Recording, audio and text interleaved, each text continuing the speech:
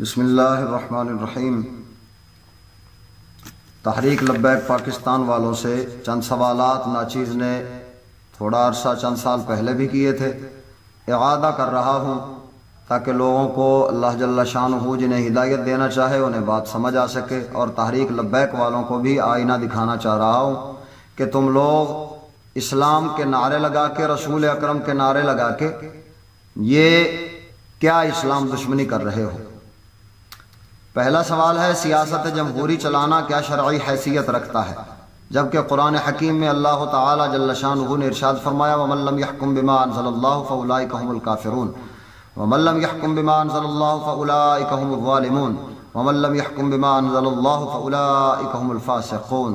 یہ تین آیات بینات اسلام کا حکم واضح بیان فرما رہی ہیں کہ اللہ کی اتارے ہوئے کلام اور قوانین کے سوا فیصلہ کرنے والے وہی کافر ہیں، وہی ظالم ہیں، وہی فاسق ہیں۔ تو تمہارے نزدیک سوال یہ ہے کہ اگر تو تم بھی ہماری طرح حرام اور کفر جانتے ہو تو اس حرام اور کفر کا ارتکاب کیوں کیا، اور اگر تم اس کو جائز اور اسلام سمجھتے ہو تو پھر بتاؤ کون سے اسلام لانے کی بات کر رہے ہو۔ اسلام جو لاؤ گے وہ کیا اسلام لاؤ گے؟ جب اسلام چل رہا ہے تمہارے نزدیک تو پھر نیا کون سا اسلام لانے جا رہے ہو۔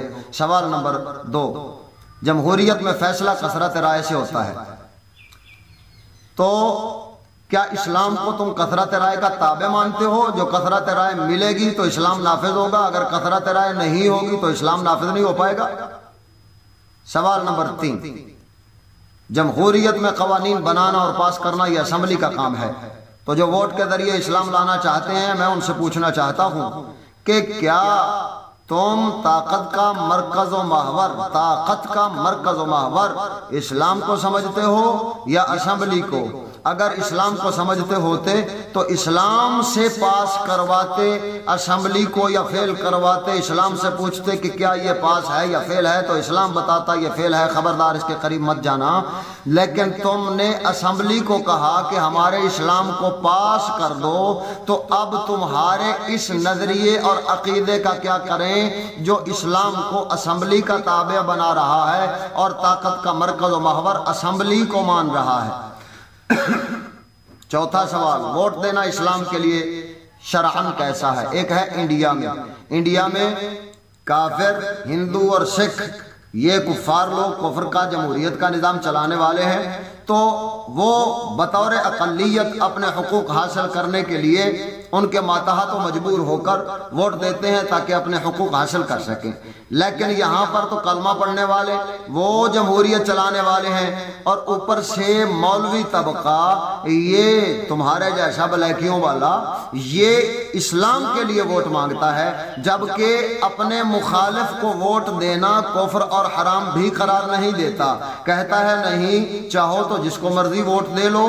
تو اس کا مطلب یہ ہوا کہ تم نے اسلام پر لوگوں کو اختیار دے دیا، ہم اسلام لائیں گے اگر ہمیں ووٹ دو گے، ادھر اگر کسی اور کو دو گے تو وہ جمہوریت چلائیں گے، لہذا ان کو دینا بھی صحیح ہم کو دینا بھی صحیح۔ اس کا مطلب کیا ہوا؟ اس کا مطلب یہ ہوا کہ تم نے اسلام پر اختیار دے دیا مسلمانوں کو، چاہو تو اسلام کا نظام قبول کرو، چاہو تو تم جمہوریت کا قبول کرو، چاہو تو اسلام کا ساتھ دو اور چاہو تو جمہوریت کا ساتھ دے دو۔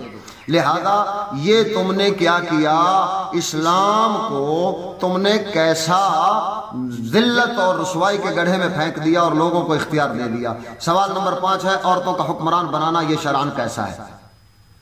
جبکہ اللہ تعالی جل شانہ کے پاک کلام میں سلیمان علیہ السلام اور ہدہد کے واقعے میں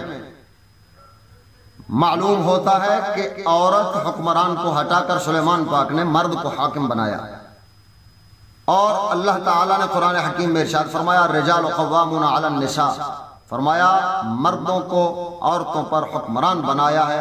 اللہ نے جب مردوں کو عورتوں پر حکمران بنایا تو تم نے ایم پی ایم این اے کی ٹکٹیں دے کر حلقوں میں عورتوں کو حکمرانی کے دعوے کا دعوے دار کیوں بنایا؟ اور جو کراچی میں تمہاری ایم پی اے جیتی اس کو تم نے کیوں مردوں پر حکمران بنایا اسلام کی اور خدا تعالیٰ کے قانون کی مخالفت کرتے ہوئے؟ اور وہ بے پردگی جو اس عورت نے کی اور کر رہی ہیں، اس جیسی عورتیں کوئی لبیک لبیک یا رسول اللہ کے نعرے لگاتی ہے تو عورتوں کی شرعاً آواز غیر محرموں تک جانا، پہنچنا اور پہنچانا، یہ شرعاً کیسا ہے؟ اور ان کی ویڈیو بنا کر بھیجنا، یہ شرعاً کیسا ہے؟